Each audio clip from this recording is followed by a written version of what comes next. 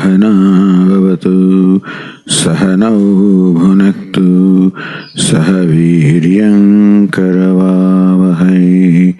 तेजस्विनावधीतमस्तु मा विद्विषावहै। ॐ शान्ति शान्ति शान्तिः। ॐ पूर्णमदः पूर्णमिदं पूर्णात् पूर्णमुदच्यते पूर्णस्य पूर्णमादाय पूर्णमेवावशिष्यते। ॐ शान्ति शान्ति शान्तिः। ॐ आप्यायन्तु ममाङ्गानि वाक्प्राणश्चक्षुश्रोत्रमथो बलमिन्द्रियाणि च सर्वाणि सर्वं ब्रह्मोपनिषदं माहं ब्रह्म निराकुर्याम् मा ब्रह्म निराकरोत्। अनिराकरणमस्त्वनिराकरणं मे अस्तु। तदात्मनि निरते यौपनिषत्सु धर्मास्ते मयि सन्तु ते मयि सन्तु। ॐ शान्ति शान्ति शान्तिः।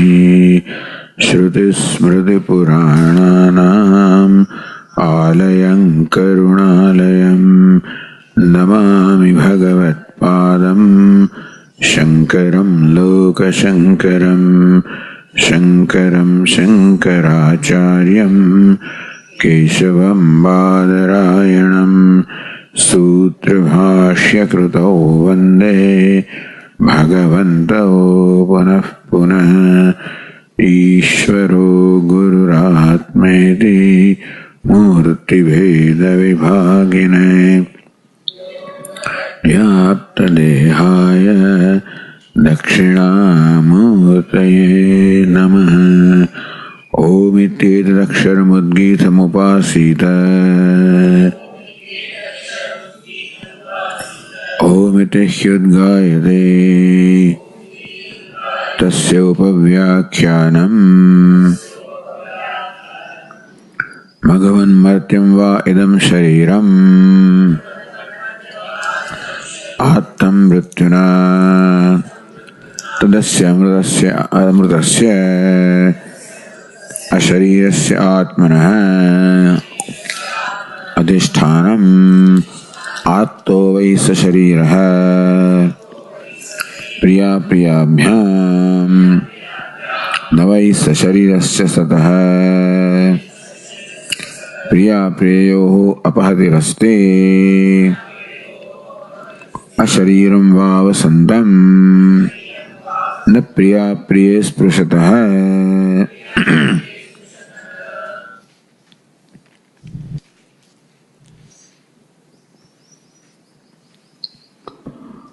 So the last question that is discussed is, what is the nature of the Purushartha?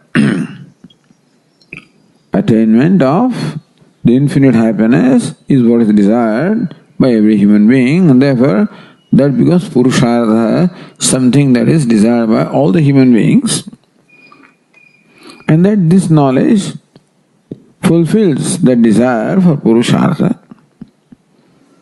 So now, what is the usual understanding that people have about having attained something? Is when I experience that something.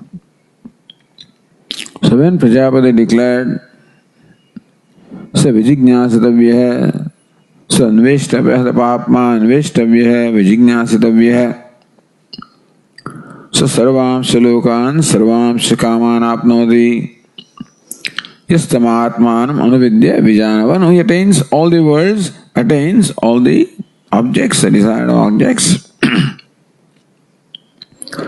So Indra, as anybody else, understands this as attainment, as reaching these lokas, as experiencing these kamas. All that Indra knows is the kind of satisfaction that comes from various desirable objects which satisfaction involves the duality of the experiencer and the experienced. And that's what Indra seems to want. Taddi Indra Sreshtam yad bhutani cha atmanam cha janati. When Indra said, Naham bhogyam pashyami, about the self in the deep sleep state, when Indra concluded that I do not see any benefit, I do not see how knowledge of this Atma can attain the Purushartha, what I am seeking, because he does not know himself, nor does he know anything else. So this not knowing oneself and not knowing anything else is equated to undesirability by Indra. I don't see any benefit in that. From that, if we conclude that tad Indra Sreshtam yad bhutani cha atmanam cha janati, that is what Indra thinks is desirable, that he knows all the beings as well as he knows the self as well as all the beings. So he experiences himself and experiences all the beings. He is what we call Vishesha Jnana, I am so and so about himself, and Vishesha Jnana, these beings are so and so, so he recognizes them. Meaning the recognizer, the experiencer is very much present in their experience. Then only you can have satisfaction that you have seen something, you reach somewhere, you experience something when you, the experiencer, is very much there. So Atmanam nacha priyam kinchid veti janati. He also wants an experience which is devoid of any unpleasantness. So Indra wants an experience with all happiness, which is totally free from any sense of unhappiness. Vid sarvam salokan apnodi sarvam shikamanina jnanina. And he wants that knowledge or experience by which he attains all the worlds and he experiences all the objects. That's what Indra wants. So this was the question, and therefore the answer is given, Satyam, Indrasya Ishtam. It is true. From what Indra expressed, it appears that this is what Indra desires. Imani bhutani mattanyani lokaha kamasya sarve mattanyam anye amesham swami iti. Indrasya Ishtam. What Indra seems to desire. Meaning what Indra's understanding of moksha is that all these beings are different from me. These are all the worlds, these are all the happiness or the objects of happiness, all of these are different from me. Amesham Swami iti, and I am their master. They all belong to me. I rule, I am the ruler of them.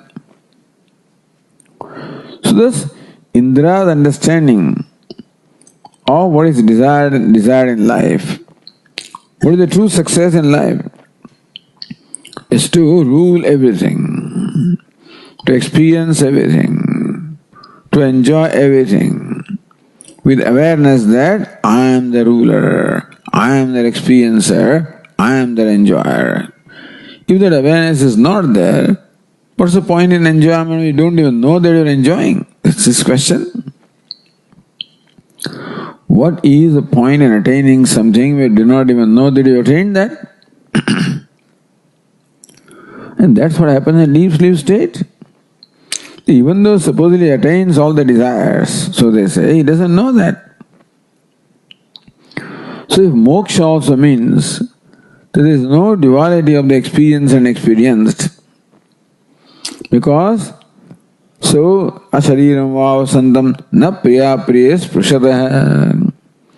So one who has discovered himself to be unembodied, the pleasant and unpleasant do not touch him, do not affect, meaning that he does not experience either pleasant or unpleasant. So from this description, looks like that wise person doesn't have a sense of I am an experiencer. So, even if he supposedly enjoys happiness, that awareness that I am the enjoyer of happiness is not there. So, what's the point in enjoying something where you are not aware that you are enjoying them? In reaching somewhere where you don't even know that you have reached there. This is what Indra's understanding is, and that's what the understanding of every human being is. So we are born with this notion that you have to achieve something, you have to experience something. So Satyam, it is true that this is the understanding that Indra has. Natu etad indrasya hitam. But that is not what is desirable for Indra. It is desired by him, but is not necessarily desirable to him. Hitam cha indrasya prajapatina vaktavyam. What Prajapati has to tell Indra is what is the beneficial to Indra. What Indra desires may or may not be beneficial. So here what is desired and what is desirable are two different things. And Prajapati understands that. He wants Indra to be really happy forever. And that cannot be if that happiness is of the nature of experience. That is only when that happiness is his own nature. Hitam cha indrasya prajapatina vaktavyam vyomavad ashariratmadaya.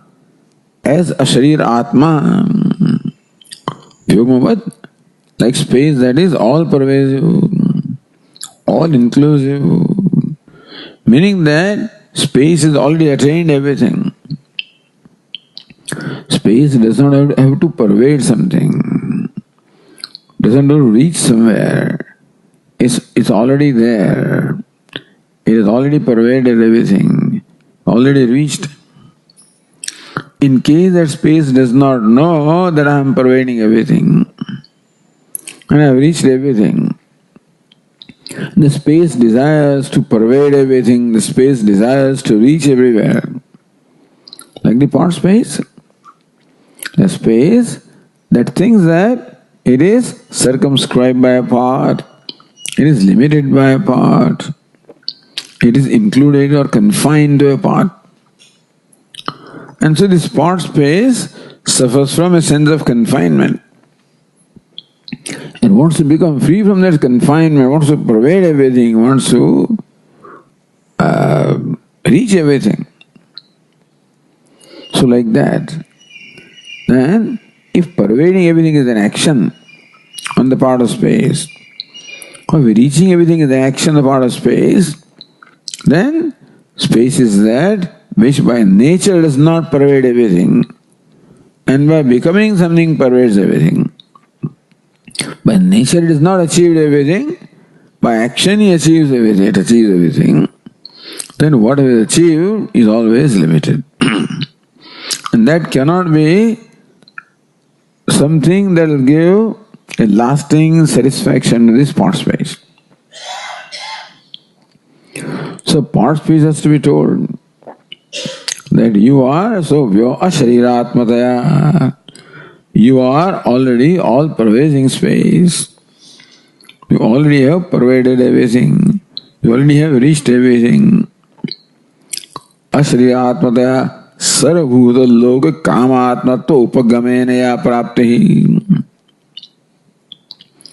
Upagam means knowledge. Sarvabhuta kamatmatva, the state of being, the Atma, the self of Sarvabhuta, all the beings, Sarvaloka, all the worlds, Sarvakama, all the objects or desires. So realizing that I am the self of all the worlds, seeing, so Upagama, by seeing or realizing that I am the self of all the worlds, I am the self of all the objects, I am the self of all the beings. It is not that he has to reach them or become them.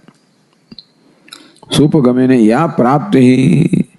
That prapti or attainment by virtue of knowledge, and attainment not by virtue of becoming something, attaining something or an action. Taddi indrasya hitam. That alone is beneficial to Indra.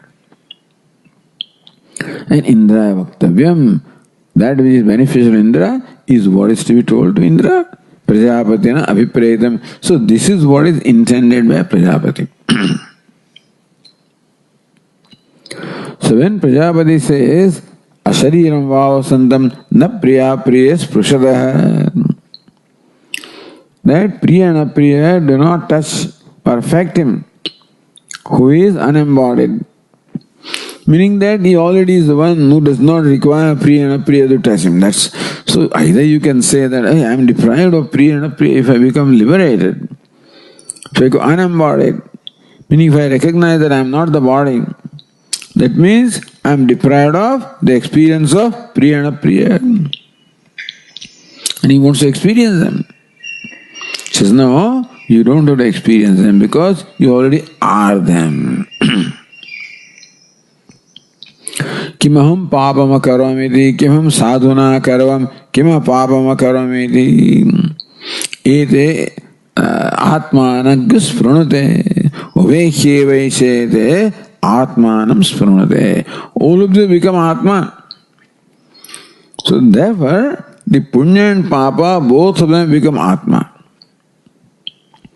Wise person discovers himself to be the self of punya and papa. And therefore, if punya was different from me, then it can affect me. If papa was different from me, it can affect me. But I am the self of punya and papa. Therefore, the sense of regret that I failed to do that punya, or I committed that papa, that question does not remain because they are no more different from him. He sees they are not different from him.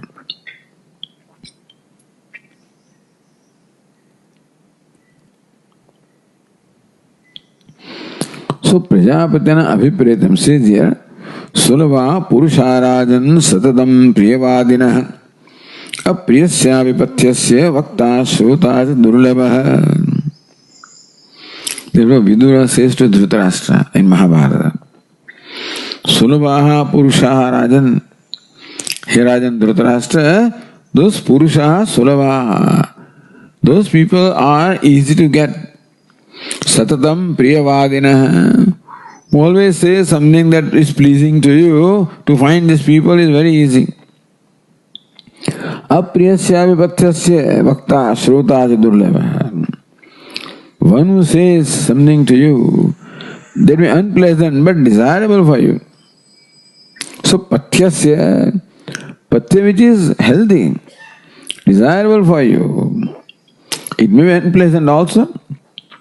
So person who is willing to say something unpleasant, even though it is unpleasant, because it is desirable for you, beneficial to you, and the other fellow is willing to listen.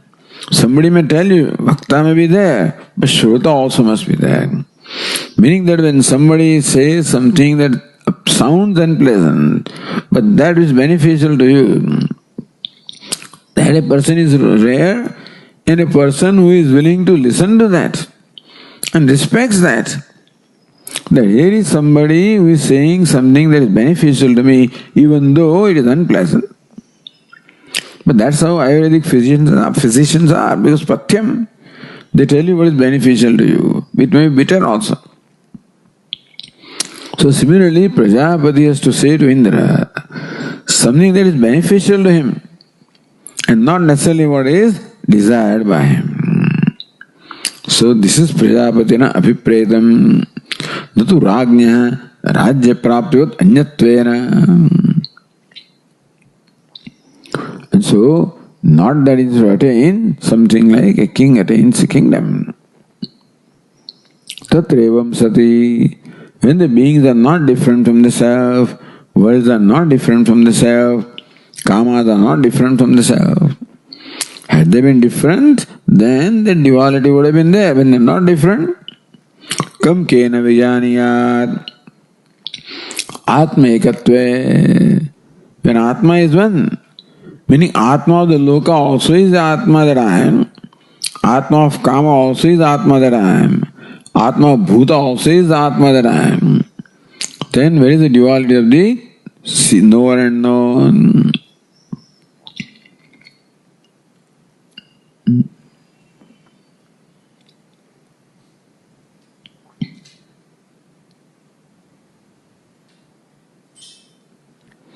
Swarupa avikarana anya sambandhe drishtantah. Swarupa avikarana. How you can have a sambandha, how you can have contact with everything without undergoing any transformation in you. So usually, when I reach something, when I attain something, then some change takes place in me also. I could not have reached somewhere unless I traveled from one place to the other. I could not have attained something. So if the space wanted to reach somewhere, then space also has to undergo change because space is not there. It has to reach there. Some change must happen in space for it to reach something which is not yet reached. And so but then that vikara takes place. Change takes place in space, then that reaching cannot be permanent. If change takes place in me, that I became something to experience all this, then that change cannot be permanent. Swarupa avikarana, without undergoing any change. Anya sambandhe, how you attain other things, how you reach it. So drishtanta is what? Vyomavat. Space is an illustration of how one attains everything without undergoing any change. Meaning that if the space had a notion that I am only confined to this object, this enclosure, it's all that is required is to remove that notion and no action is required on the part of space to reach something. Ataha vedyatvam sukhasya nasti idyat choditam tadishtamide. So question was, the way you are describing the happiness of a wise person is that he does not seem to experience happiness as something different from him, meaning that he does not have the awareness that I am experiencing happiness. What's the use of that happiness? So this was the question. That is Ishtam. That alone is desirable where the duality of the experiencer and experienced is not there.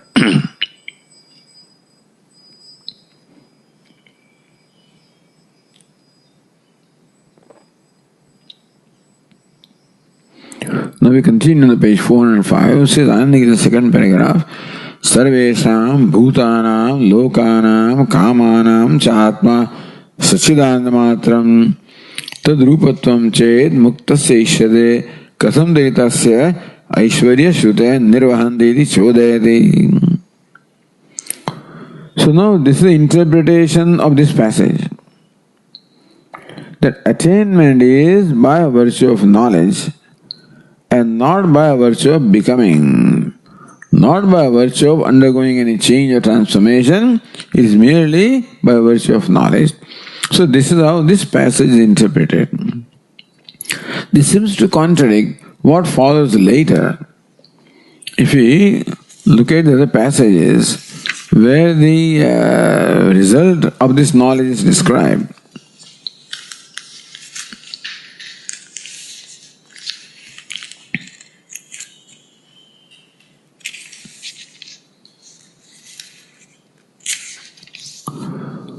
for example, on the page 416,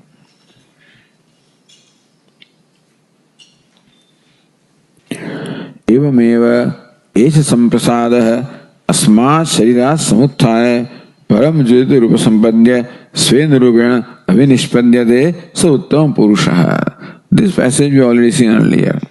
Even in the context of the upasana, esha samprasadah, this serene one, Atma, asma sharira samutthaya, arising from this body, means recognizing the self as different from the body. Param jyoti upasampadya, attaining his own nature as param jyoti, as is the supreme consciousness. So recognizing the self as different from the body and recognizing the self as the supreme or limitless consciousness, Svena Rupena Avinishpadyate. Having seen consciousness, his own self, he becomes established in his own nature. Sa Uttam Purusha. This Samprasada, this wise person is Uttama Purusha. He is the limit supreme person. Kshara Purusha, Akshara Purusha, Uttama Purusha. So Tatra Paryeti. Now, this is the attainment of the wise person. The result of that, what is the benefit of this? Sa Tatra Paryeti. He moves about. Jakshat Kridin Ravamana. Jakshat or Jakshan, laughing. Kridan, sporting. Ravamana, reveling. Stri Birva, Yana Irva, Jnate Birva. With women, with vehicles, with relatives. No upajanam smaran idam shariram. He no more remembers his awareness of his body, which is born of the union of the mother and father. He no more has awareness of his body, etc., etc. So, this is how the result of the knowledge is described. So, here the description is that he is devoid of the experience of Priya and Apriya, meaning that there is no duality whatever of experience and experienced. And subsequently, what is described is the experience of duality. So Tatra Paryeti, in the same common terms, the result of the knowledge is described, that he moves about, laughing, sporting, reveling with women, etc. And moving about in the vehicles, Yanehi, Jnate Birva, and enjoying with his friends and relatives. I mean, this is all what ordinary people desire. In those terms, the Ananda wise person described this way, that the wise person attains happiness. How is happiness described? As we understand, as people understand. So here the happiness that the wise person experiences is described in terms which is what a common person understands. This is called Aishwarya. These are the siddhi or the attainment, the special powers or special attainments that the wise person has, that now he moves about wherever he wants. He's laughing and sporting and reveling with all his desirable people and desirable things. So this is a picture of the wise person that is presented. This picture, a wise person who experiences desirable things on one hand, and this statement where it is said that the moksha means the freedom from the duality of experience and experience. So this seems to be contradictory.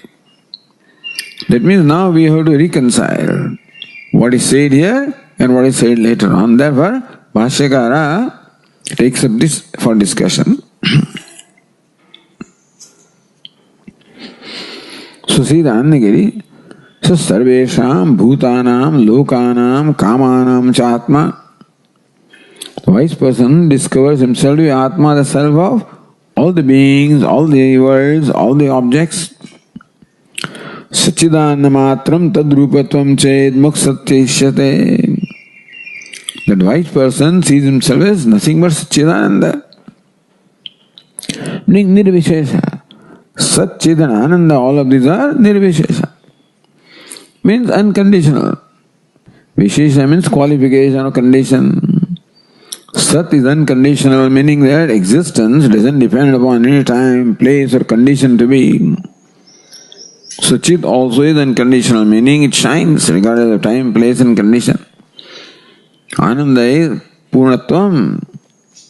So wholeness, completeness, regardless of time, place. So this is Nirvisheshatvam. So this is Swarupa that wise person discovers the self to be. Muktasya ishyate.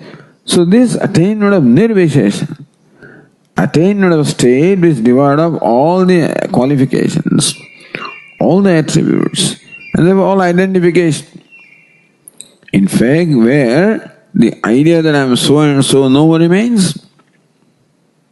So when I am not so and so, then nothing else is so and so.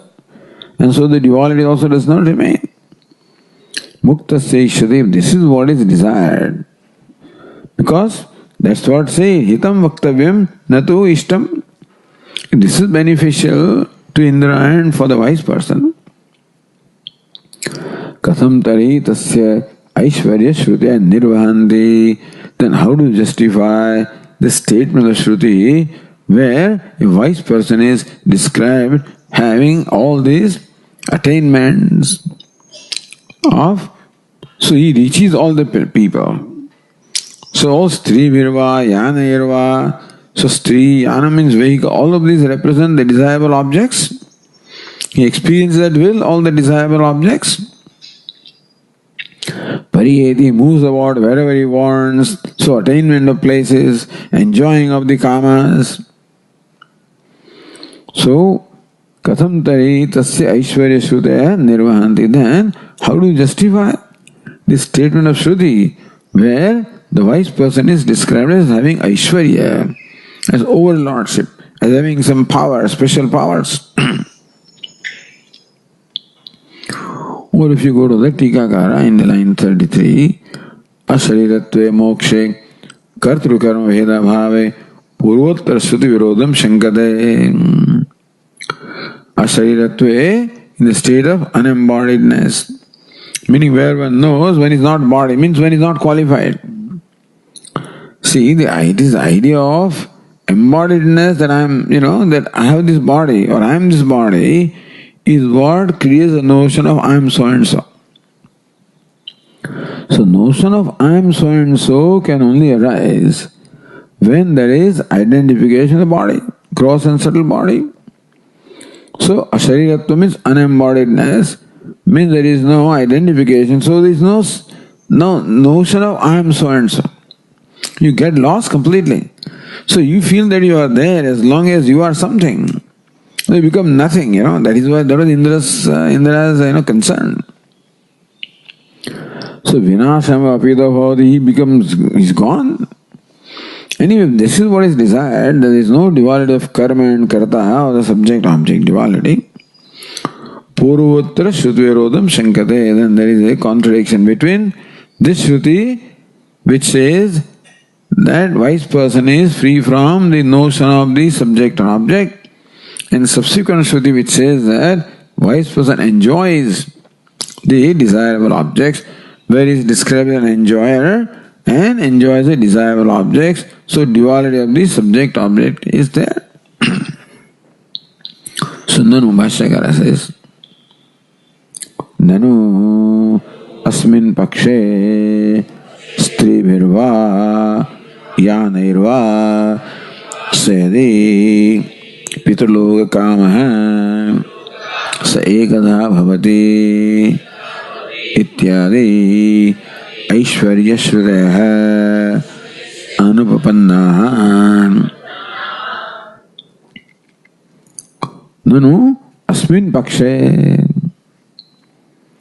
Asmin pakshe means where the kartru karma bheda is not there, where the duality is not there, where no specific knowledge is there, there is no distinction. In that, if this is the view of moksha, then Stri Birva, Yana Irva, that passage that we just read, very enjoys, Jakshat, Jakshat, Kridan Ravamana, laughing, sporting, revering. Then earlier, Saidi Pitruloka Kama Bhavati. If he desires to have Pitrus, his ancestors in front of him, then they appear before him. Meaning that he has the freedom to enjoy anything that he wants just by the will. So before creation he was single-fold, and after creation he becomes multi-fold. In Aishwarya, all of these are siddhis. These are all the different powers or attainments that I describe in case of the wise person. Anupanna, how can you logically explain that? It doesn't seem to make sense that on one hand the wisdom or wise person is devoid of the idea of the subject and object. On the other hand, he is described as the one who enjoys what he wants, meaning the status of enjoyer seems to remain.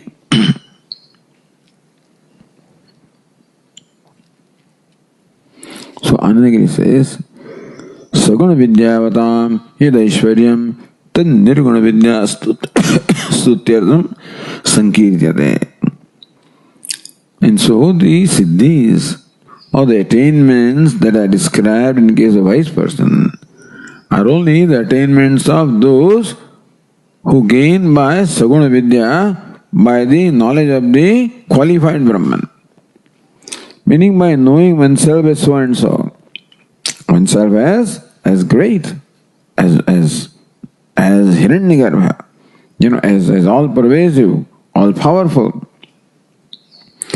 So there is Saguna Vidya is what? The Upasana, the meditation upon Saguna Brahman.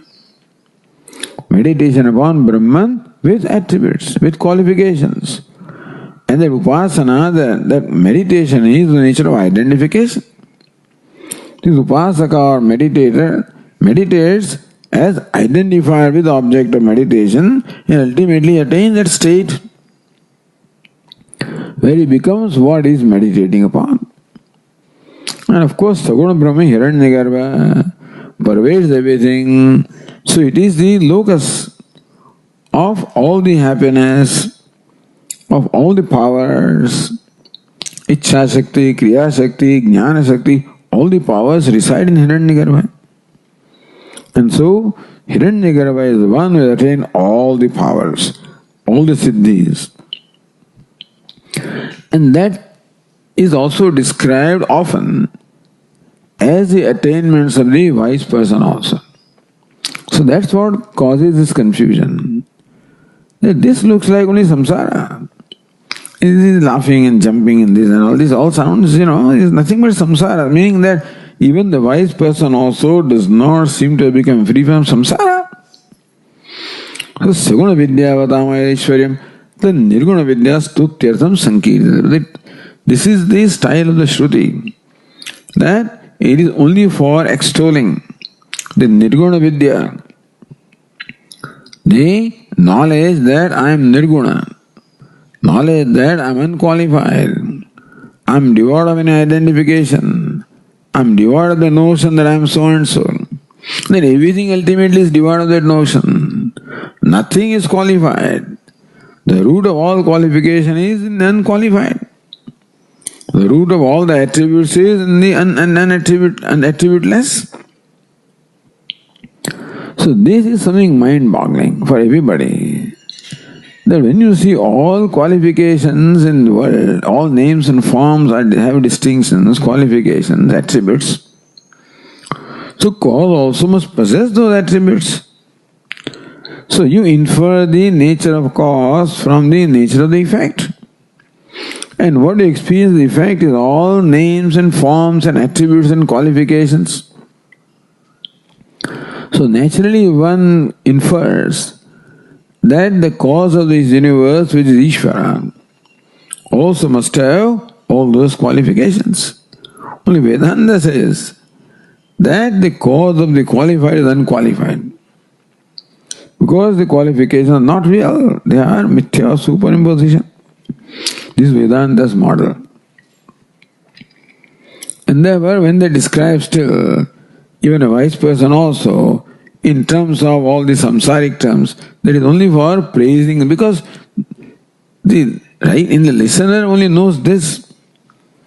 So when one is exposed to this teaching, one comes from samsara anyway, the only kind of happiness that a person is familiar with is this happiness. And therefore, even the moksha is described in those terms, like our Bada Swami used to say, that the sister is getting married. And the little sister asks, where is my sister going? Why she is going? Then the mother would describe, So this is typically Bada Swami, You know something? Or she's going to enjoy that happiness. Suppose you had a whole room full of toys. How happy would you be? So that is how your sister is going to be happy. So that's where she is going. So when you want to describe to a child what happiness is, it can only describe in the terms that the child understands. So also listeners to Vedanta are only oriented towards the samsaric happiness, and therefore the only way that the happiness, that is moksha, is described, that is the way in they understand. This is meant to hook them, that's all it is. It's meant to lure them, meant to create in them a fascination for moksha. And someday they will understand, and there will be no need, for this description will not be in a primary sense, will be only in a secondary sense. So, sankirtate.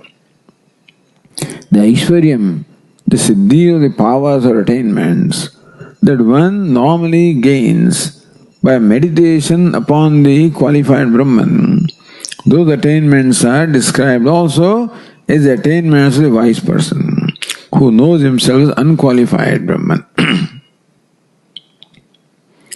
So meaning that these Shrutis are not to be taken in primary sense.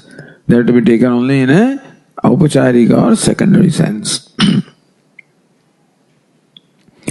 Brahmi bhutasya muktasya saguna vidyaya api pratyek bhutatvat phalasya tatra upacharitam yuktatvadi pariharati. Brahmi bhutasya muktasya. A wise person has become Brahman. Then he has become Brahman, he has become the self of all, even self of the Upasaka, self of Saguna Brahman. Wise person now sees himself even as self of Hiranyagarbha, of Saguna Brahma also. So you can say in a secondary sense that wise person attains what Saguna Brahma also attains, because he is the self of that also.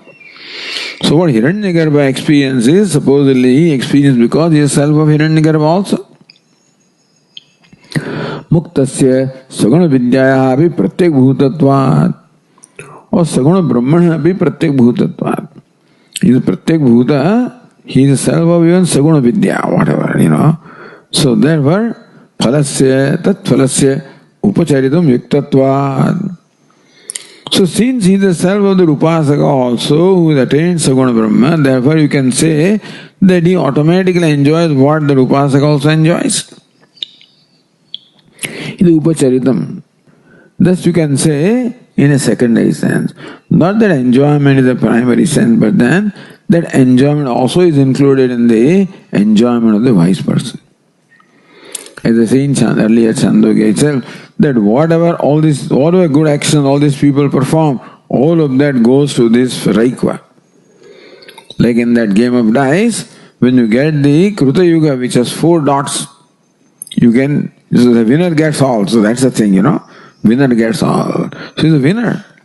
In that sense you can say he's got this and this and that. He's got everything.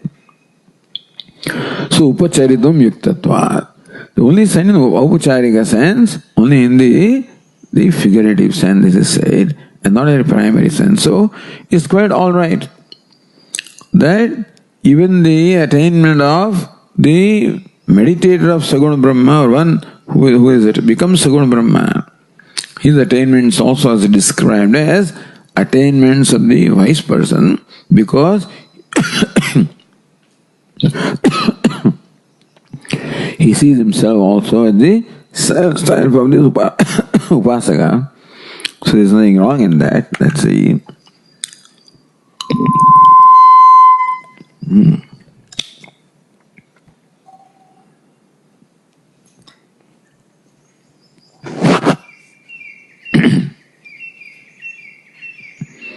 So now, and then what does the other Tikakara says? Line 34. Yadyapi sayadi pitrulokamaida vakyam sagundhara vidya shesha sheshik na ye udaharyam. So yadi pitruloka kama bhavati, it all came earlier. Is saguna dhara vidya sheshi. So that was a result of this Saguna Dahara Vidya, of the meditator upon the Dahara Brahma, or so Dahara Akasha, which is the Brahman as the very self. And so that is a part of the result that one attains as a result of the meditation upon Dahara Akasha. Na iha udaharyam. Ideally, that should not be in fact put here. It should not be placed as the udaharanam, as an illustration of the attainment wise person. Tathapi vidyadvasya aikyam aropya. Still, sometimes it is described by saying that, okay, Nirguna Vidya and Saguna Vidya both are one, because Saguna Vidya is included in the attainment of Nirguna Vidya. So, Aikyam Aropya Purupakshana Udahritam Ityana Doshaha. So, Purupakshi takes that as an issue, makes it as an issue. Even though Shruti does not mean the description in primary sense. The description of Pitruloka, Kama, etc. is all in case of the Saguna Vidya. But then Stribhirva, Yanairva, of course, is illustrated here.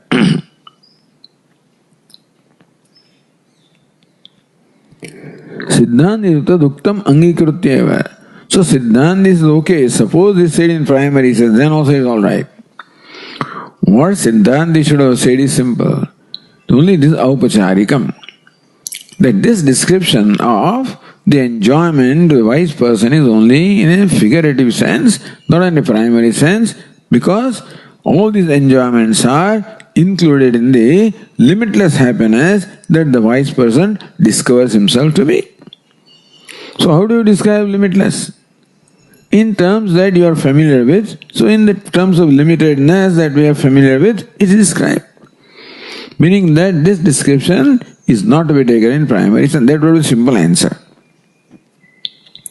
They become very complicated. The discussion becomes very complicated because Siddhanta Duktam Angikrutyeva.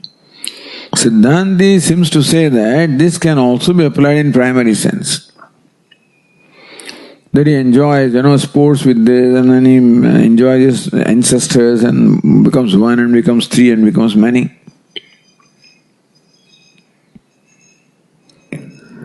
अशरीर आत्मवेदः जीवन मुक्तस्य तदस्थायां परिच्छेद अभिमान निवृत्त्या सर्वात्मत्वापत्तौ सर्वफल संबंधात्.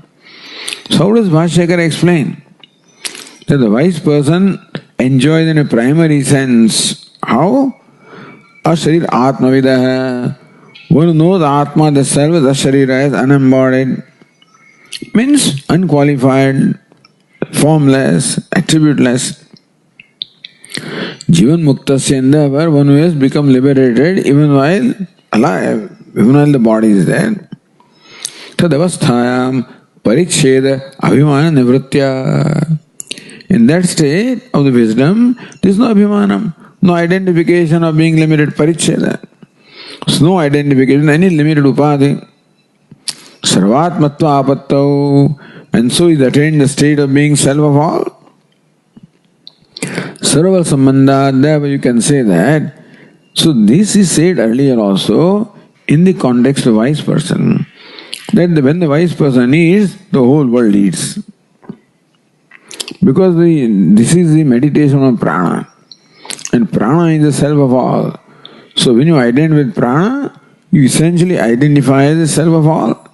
So when any creature eats something, the prana eats actually in that stomach of that creature. But you are that prana. You are eating. This is how the things are described.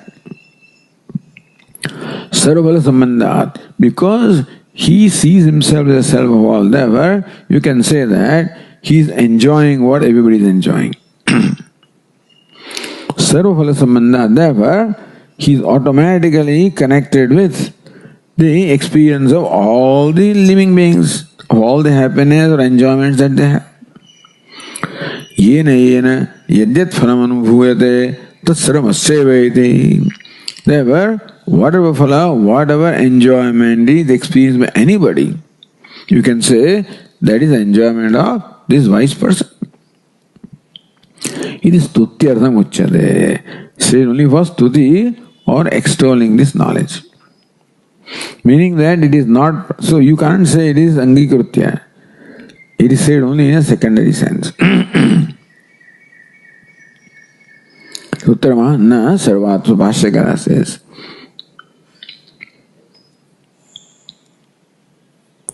Na sarvatmana sarvaphala sambandha upapattehe avirodhat.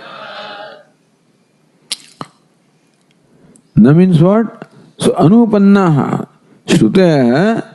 So those statements of Shruti which describe the wise person as enjoying these worldly things, they are anupannaha, meaning that they are not tenable, they are not logical, they don't make sense. No, not that they don't make sense, they also make sense. Meaning that those Shrutis also, where the wise person is described as enjoying the worldly objects also, are all right. They are also tenable. Why? Sarvatmana sarval sambandha upatte. Sarvatmana, because one who discovers himself as self of all. Then sarva sambandha, therefore automatically he is connected to everything that everybody else is connected.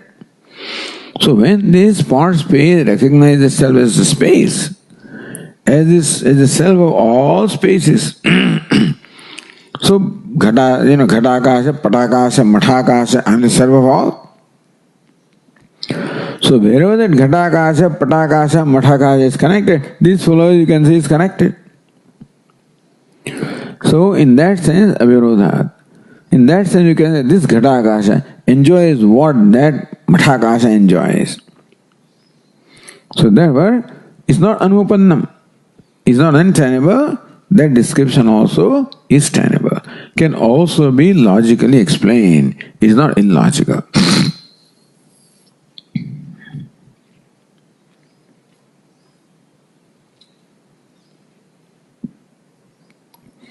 The Tika is line 37. Vidusha Brahma Bhava Apannasya Tadrupena Sarvopadanatvena Sarvaptim Dushtantena Vyakte. Vidusha Brahma Bhavam Apannasya. So Vidwan who has attained the state of being Brahman. So Sayohoi Tat Paramam Brahma Veda Brahmayo Bhavati. He's become Brahma. The knower of 10th man becomes 10th man. Tadrupena sarva upadanatvena. And Brahman is the upadanam, is the material cause of everything. Therefore, the wise person also sees himself as the self of all. That means the material cause of all. Sarvaptim. And so the clay, so when this part recognizes that I am clay, then I am the self of all the parts. I am the material cause of all the pots and pans. And therefore, I have attained all the pots and pans. That's what this part can say. So, mrudha eva.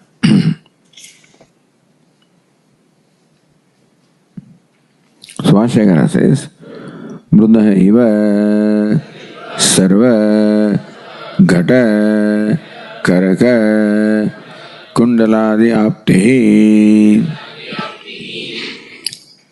So when Mrut recognizes that I am Mrut, this Mrut or the clay thought that I am a part. In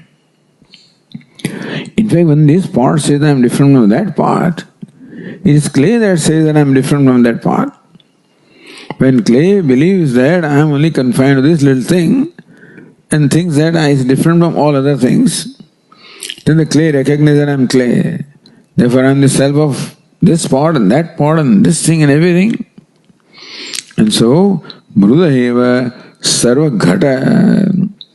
Ghata means a part, karaka means a pitcher, kunda. Kunda means what?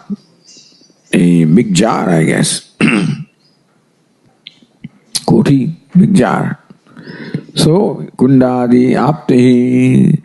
So it is merely by knowledge that the clay has attained the pots and pans and jars and everything. by virtue of knowledge. So here knowledge amounts to attainment. By knowing oneself as the self of all is attaining all the self. And then you can extend, is attaining the experience of all the self.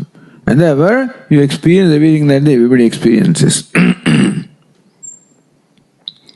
But then there is a problem. If you become the self of all, you experience everything that other people experience, then the experience involves both the pleasant and painful also. Then you become Mahasamsari. Then he says, Jakshanadivat narakari dukkhasyavi prapte. So the wise person has become the self of all. And those people are laughing and sporting, etc. So he also laughs and sports. But there are fellows in hell also. He has become also the self of the people who are in hell. Therefore, narakari dukkhasyavi prapte.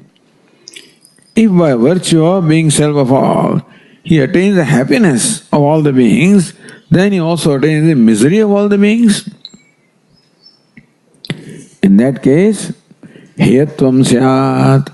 Nobody wants to be wise now, nobody wants to be liberated.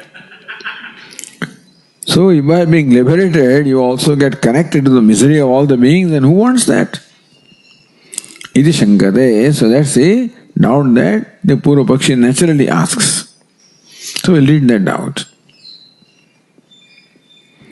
Nanu sarvatmatve dukkha sambandhovi syadidi chet. This is where the Siddhanti puts himself in a difficulty,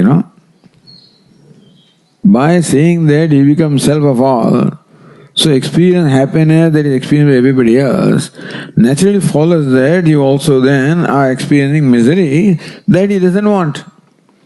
Now that is what makes it pretty complicated. Anyway, so what is the reason why this line of argument is adopted here is whatever be the reason. No, let us see. Sarvahatmatve dukkha sambandhopi syat. If he is self of all, then he is naturally connected to dukkha also. Iti that's the question. But then, so suryo yatha sarulokasya chakshuhu nalipyate loka dukkhena bahya ekastada sarvabhutandaratma nalipyate loka dukkhena bahya. That's what they say, that even though it's sarvabhutandaratma nalipyate, there's the sun is the self of all, and the self of all the eyes, and still the sun doesn't get tainted by the problems of the eyes. So when you see something which is unseeable, you commit a sin. But even the sun is the seer through your eyes, the sun doesn't get affected by that, your sin. So also, ekasada sarvabhutantaratma, the self that is the self of all the beings, na lipyate loka dukkhena, is not lipyate, not tainted by the dukkha or the misery of the people. So that is what is said there. Shuddhena na lipyate loka sukhena dukkhena, is not tainted by pleasure or pain either way. That's what is said here. Ashariram vavasandam na priya sprushata. But now he wants to justify priyam sprushati, apriyam na sprushati. Now that's the thing. So that's the kind of argument that we'll see. We'll continue. Om Purnamadav Purnamidam Purnat Purnamudachyate Purnasya Purnamadaya Purnameva Vashishyate. Om Shanti Shanti Shanti. Shankaram Shankaracharyam Keshavam Badarayanam Sutra Bhashya Krutau Vande Bhagavantau Punah Punah Ishvaro Gururatmeti Murti Veda Vibhagine Vyapta Dehaya Dakshinamurtaye Namaha. Om Shanti. Hari Om. Shri Gurubhyo Namaha. Hari Om.